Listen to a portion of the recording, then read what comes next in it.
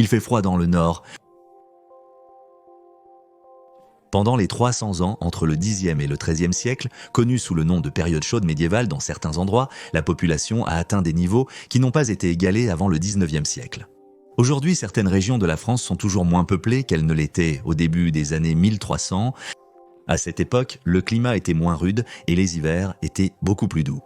Le temps n'était pas constamment froid pendant le petit âge de glace.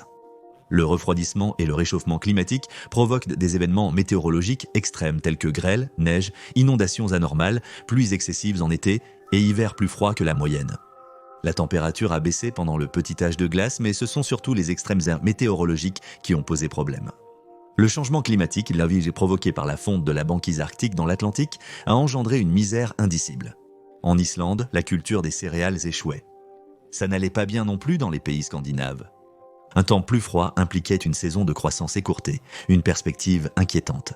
Et ce n'était pas seulement le Nord qui luttait. Une chronique italienne a évoqué le froid paralysant de 1215-1216. Il a dit, je cite, « Il faisait si froid que le pain, les pommes et les poires et toutes sortes de nourritures gelaient solidement et ne pouvaient pas être mangées jusqu'à ce qu'elles aient été réchauffées et décongelées à un feu. La neige était profonde cet hiver-là et le froid glacial a duré 2 mois. Les gens avaient déjà du mal à se nourrir correctement et il y avait des pénuries de nourriture. En Europe, la population avait explosé pendant le Haut Moyen-Âge, atteignant son apogée au début du XIVe siècle. Les méthodes agricoles médiévales étaient incapables de suivre la demande et de nourrir autant de personnes. Les surplus de céréales, transportés par voies navigables, ne pouvaient l'être en raison du gel. Cela a provoqué une famine croissante dans les villes et villages de l'intérieur, lorsque leurs propres fermes n'ont pas produit suffisamment de nourriture ou que les récoltes ont échoué.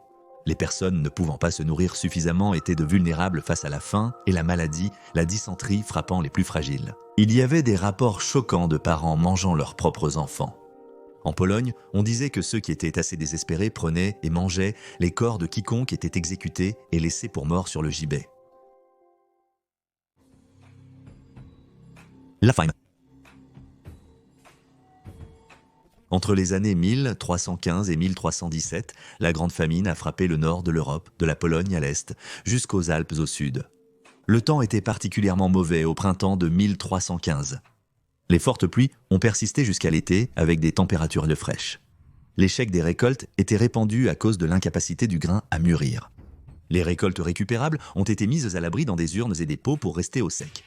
La paille et le foin ne pouvaient pas être séchés, privant le bétail de fourrage. Le sol, extrêmement lourd et détrempé par les pluies incessantes, était impossible à labourer. Pour empirer les choses, une maladie du bétail a sévi, réduisant le nombre de moutons et de bovins jusqu'à 80%. Les gens ont dû manger des herbes sauvages, des racines, des noix et même de l'écorce d'arbres pour survivre. Le crime, la maladie, l'infanticide et le cannibalisme ont fortement augmenté. La famine a même touché le roi d'Angleterre. En août de 1315, Édouard II s'est arrêté dans la ville de St Albans avec son entourage pour découvrir qu'il n'y avait pas de pain à manger. Les archives de Bristol ont rapporté que dans la ville il y avait, je cite, « une grande famine de disette, avec une telle mortalité que les vivants pouvaient à peine suffire à enterrer les morts. » La chair de cheval et la chair de chien étaient considérées comme de la bonne viande et certains mangeaient leurs propres enfants.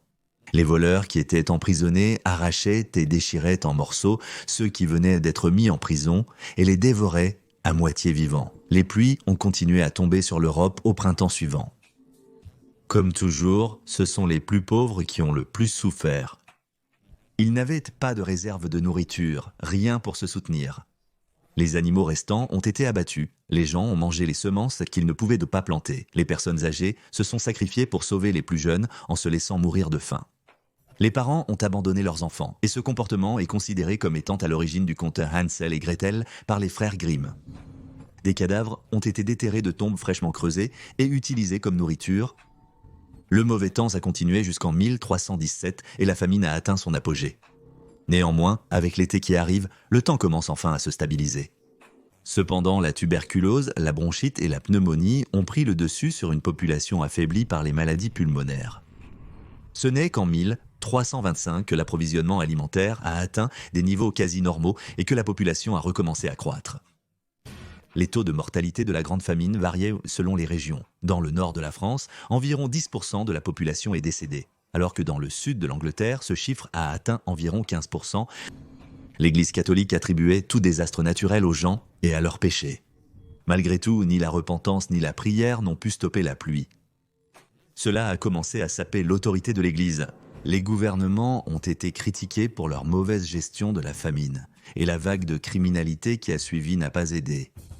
Les crimes violents, tels que le viol et le meurtre, se sont multipliés, la chevalerie, semblait-il, était morte, et de nombreux Anglais étaient également heureux de blâmer l'immoralité du monarque régnant, le roi Édouard II, pour leurs problèmes. Cela a contribué à sa chute spectaculaire en 1327.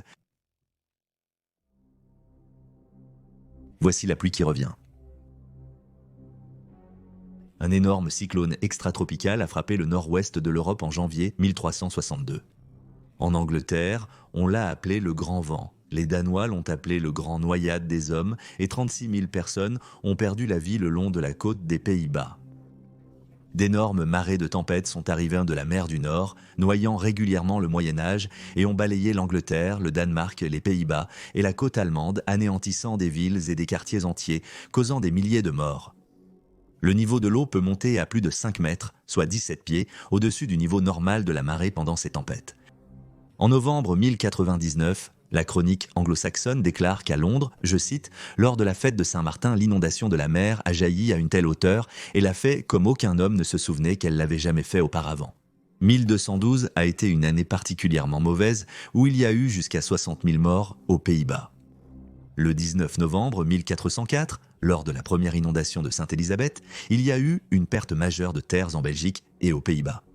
Dans la seconde inondation de Sainte-Élisabeth, exactement 17 ans plus tard, de fortes pluies ont accompagné la marée de tempête et les hautes eaux de la rivière ont causé jusqu'à 100 000 morts. Convivial. Météo. La tempête du jour de Saint-Maouès a frappé le 15e janvier 1362 et a traversé le sud de l'Angleterre avant de traverser la mer du Nord pour frapper le Danemark et l'Allemagne le lendemain matin. Un écrivain anonyme, probablement un moine de la cathédrale de Canterbury en Angleterre, a enregistré l'événement. Il a écrit à propos de la citation « Les maisons et les bâtiments ayant leurs toits arrachés par la force des vents. Les arbres ruinés, se tenant dans les bois, ont été arrachés de la terre par leurs racines. Personne ne savait où ils pouvaient se cacher en toute sécurité. L'écrivain inconnu a attribué la tempête à un tournoi à venir qui devait avoir lieu quelques jours plus tard. Il a qualifié les participants de présages de maux futurs, le consensus étant que les tournois étaient pécheurs parce qu'ils éloignaient les hommes de combat des croisades. Le Logium Historiarium, une histoire mondiale de la création à 1366, déclare également que la tempête qui a frappé le jour de la Sainte Maude était considérée par certains comme un châtiment de Dieu. Laisse tomber la neige. En Europe, l'hiver de 1363 à 64 a été particulièrement rude. Non seulement dans le nord, mais aussi dans les pays du sud comme l'Italie, où la lagune de Venise a gelé, tout comme l'estuaire du Rhône. La neige est tombée sur la ville de Phocis en Belgique et est restée pendant 100 jours. Sans aucun thermomètre, car ils n'ont pas été utilisés avant le XVIIe siècle, les écrivains ne pouvaient expliquer à quel point les hivers étaient rudes qu'en décrivant le froid mortel, les chutes de neige profondes et les gelées persistantes, et en montrant les dégâts que le temps extrême causait au bétail, aux cultures et à la société en général. Un poème anglais, écrit au XIVe siècle, a souligné que l'hiver de 1317 à 18 était 1000 fois plus froid que tous les hivers précédents.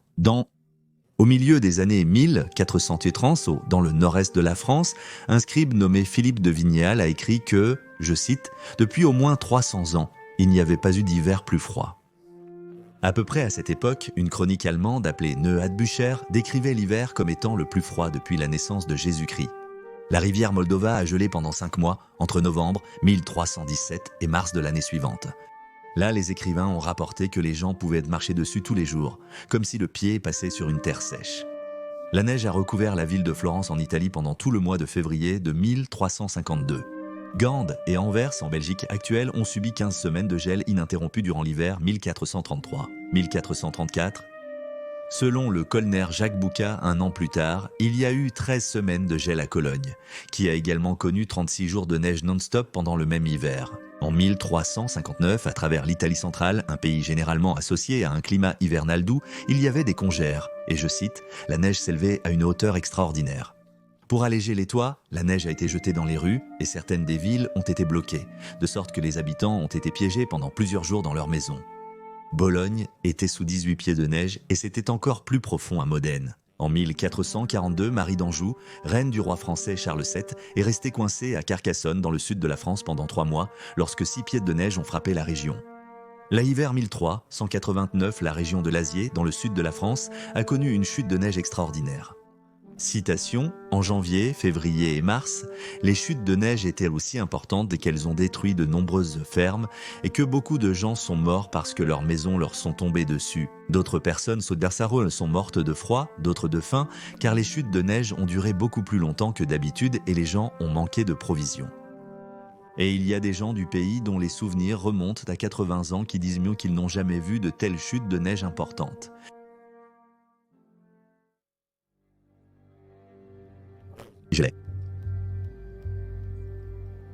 La pénurie alimentaire a été la plus grande difficulté.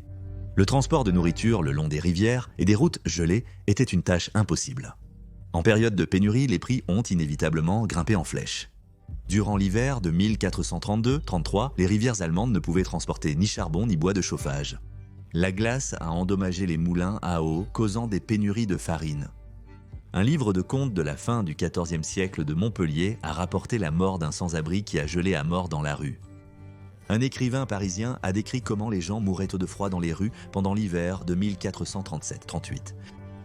Il y avait des rapports d'Allemagne sur le bétail qui mourait à cause du temps ce même hiver. Cependant, tout n'était pas sombre et désespéré. Les médiévaux étaient résilients et beaucoup ont su tirer profit de la neige et de la glace. Au XIVe siècle, à Cologne, en Allemagne, un marché se tenait sur le Rhin. Lorsque le fleuve Pô a gelé en Italie en 1215, des joutes ont eu lieu sur la glace. À Cologne, lors de la grande chute de neige de 1434 des maisons de neige, des ours et des lions sculptés ont été créés. Les gens faisaient de la luge et des batailles de boules de neige, tout comme aujourd'hui. Merci d'avoir regardé cet épisode de Folie médiévale. Abonnez-vous si vous aimez ces vidéos. Passez une excellente semaine et restez au chaud. Jusqu'à la prochaine fois, à votre santé!